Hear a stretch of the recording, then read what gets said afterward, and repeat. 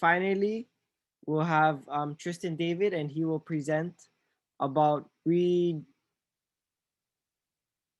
about education and agriculture here in Hawaii. So Tristan, take it away.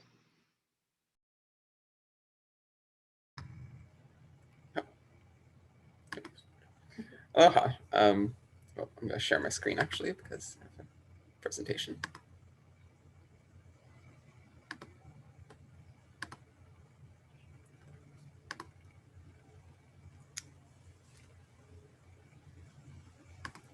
All right, can everyone see my screen? Good. All right. Well, aloha. I'm Tristan David. I wanted to share about my experience with alternative education during high school on the Big Island of Hawaii. So first, a bit about me. I was born in Santa Cruz and always loved the nature there, going to redwood forests, going to the farmers markets, seeing all the food that's grown. And I moved to the Big Island with my mom when I was 10 years old. And we lived right across the street from this really awesome Circus eco village, which I'll talk more about later. And there's a farmer's market there every Saturday. So that was awesome. I eventually ended up building a tiny house and a cabin for me on a 3-acre farm in Kapoho until Kilauea lava disaster happened. But I'll get back to that later. After that, we moved to a permaculture wellness retreat center, and I served as an intern and helped out as a farm-to-table chef there. So using local food. Because of my family's circumstances, it was better for me to have alternative education rather than going to high school normally. I was still homeschooled, so I still got some of the essentials like math, English, all that stuff. But a large part of my education was taking regional farming classes in permaculture, green Nacho farming, beekeeping, and Hawaiian agricultural practices. I also involved a lot of extracurricular activities, like the Hawaii Youth Conservation Corps, which was an amazing summer, and this program called the Grace Leadership Program at the Koala Institute, which was a year-long leadership program. After high school, after alternative high school, I guess, I ended up moving to Oahu, and I'm currently attending Kapiolani Community College, where I'm planning to transfer to UH Manoa with an AA degree and a sustainability certificate. So, that's my mom, and of course she was a big part of how I had this education. Most of it started when she got a grant to put on local farming classes at this place called Hawaiian Sanctuary. And they're weekly farming classes with a variety of speakers. There's actually Mingwei teaching about puna recovery. And I think she was involved or still is involved with the Hawaii Youth Food Council. So,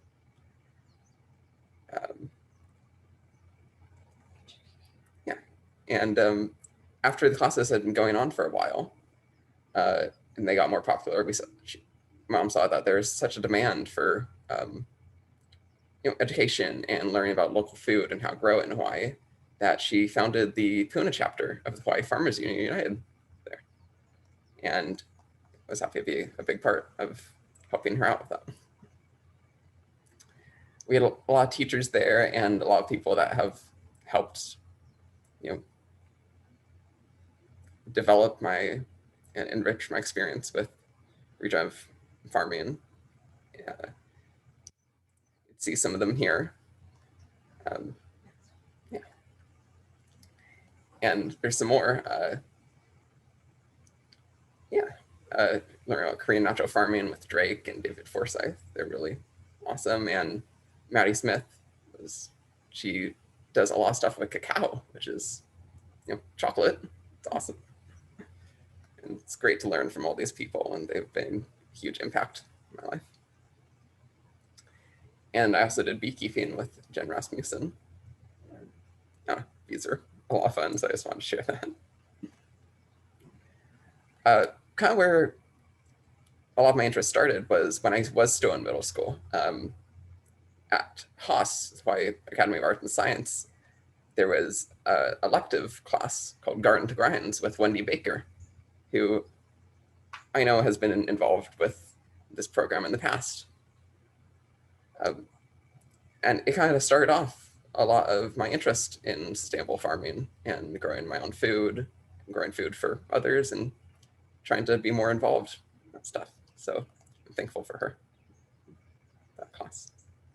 A lot of my experience at Hawaiian Sanctuary was growing farm to table food, and here's some of the stuff that we harvested. We got some Elena or turmeric, variety of stuff in wheelbarrow just full of fruits, some collards, green banana, and peppers. And for replanting, we got a bunch of taro huli.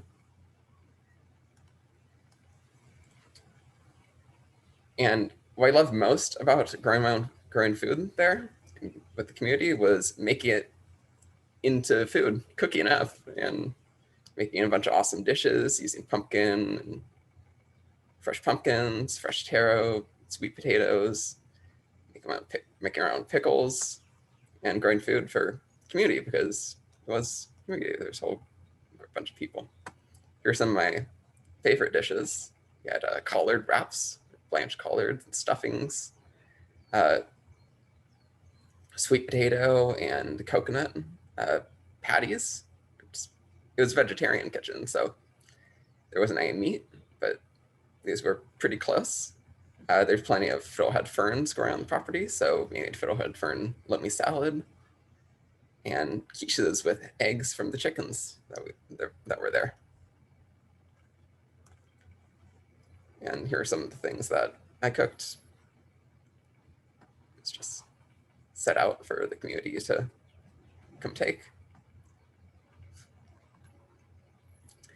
It was also really cool because there's a bunch of farm animals on the property, including peacocks, geese. There were chickens, of course, but I think you guys already know what chickens look like. So, just need a picture of that. Something that was really awesome was, of course, the Hawaii Youth Conservation Corps. And I don't know, it was a pretty amazing program. Just 8 weeks throughout the summer of going to several different sites and working hard, but it's really, the word for it. It's really fulfilling to do that and to engage with other people my age and go and do that.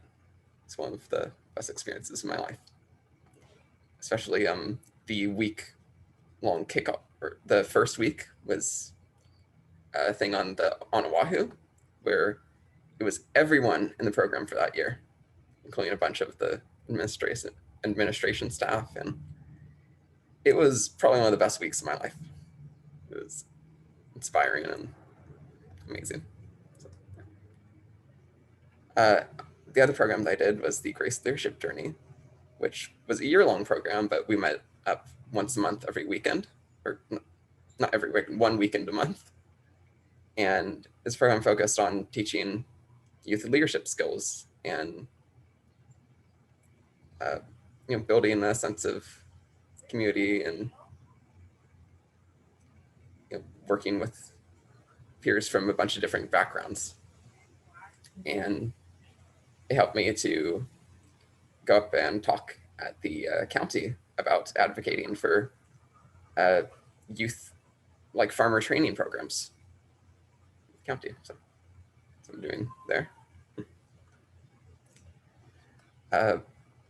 Before the lava happened, we were building a bunch of tiny houses. They were actually built to be movable because we kind of thought in advance, the lava might happen at some point, so we want to be able to move it. We know it happened so soon after we finished building them. But this one has like a bedroom and a kitchen, and we built garden beds around it. And this was more Mom's cabin, and this was mine. It was a little cedar cabin, and it smelled really nice because cedar wood is really nice smelling. But of course, the lava happened and kind of had to abandon that plan. So it was too bad, but I kept going, and A big part of keeping me happy was throughout the entire time I was on the band, I tried to, I've been involved with the circus there. I said I lived right across the street from the circus school, kind of. And, I still juggle all the time. Juggling fruits is it's a good thing to learn for if you're farming and harvesting, because it's just like, wow, so many things in nature are roundish and you can just throw them around. And I also performed quite a bit with the circus and still try to keep up with some things. Oh, yeah, that's a performance that I did at Haas. And this is just a magazine that I was on a while ago. I'm not the one teaching, that's me in the stilts outfit.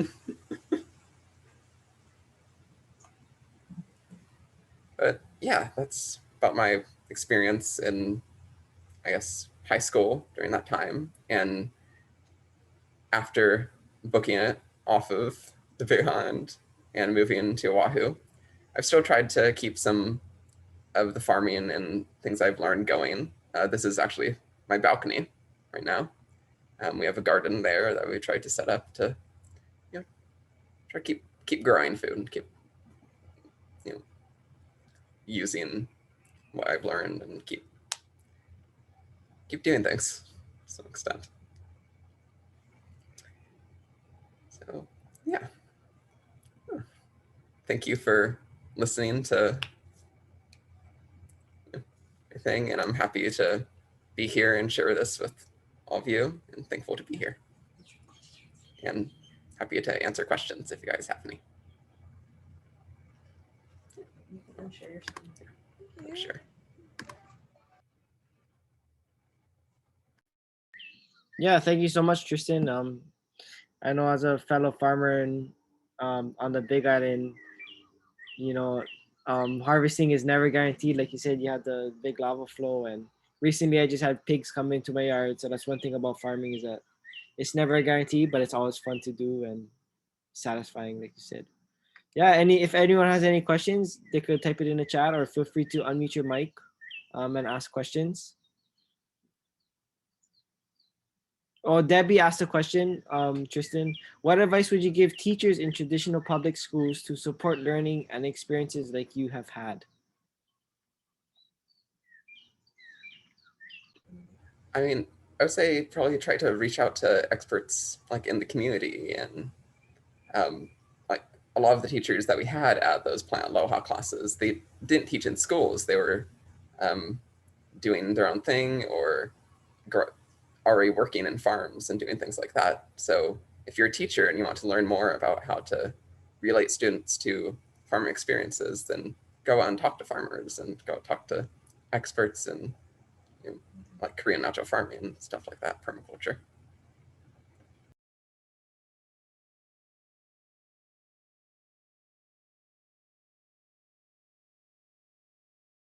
Yeah, amazing. Any more questions?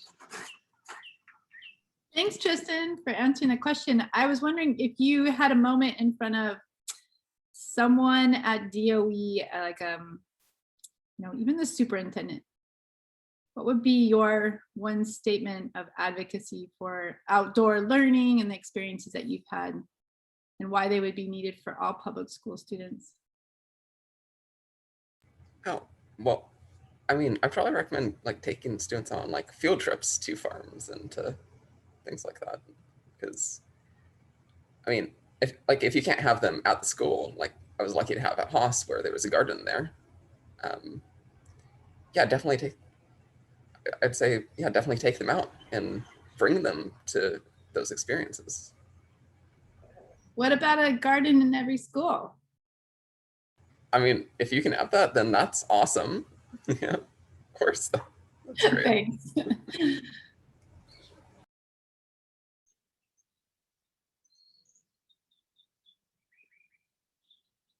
Yep. So if there's no other questions, we'll be taking a short break before switching over to a cooking demo presented by the Center of Getting Things Started in partnership with the Hawaii Ulu Coop and We Grow Hawaii Food Summit. So For the next 5 minutes, we will be taking a short break, and starting at 10 o'clock, please make your way over to the Zoom channel, which can be found in the All Link Pass. We'll also share the link in the chat right now, and let us know if you have any technical difficulties switching over. And mahalo to all our presenters, Tristan and the 2 videos I presented, for making this food summit a success. Thank you so much.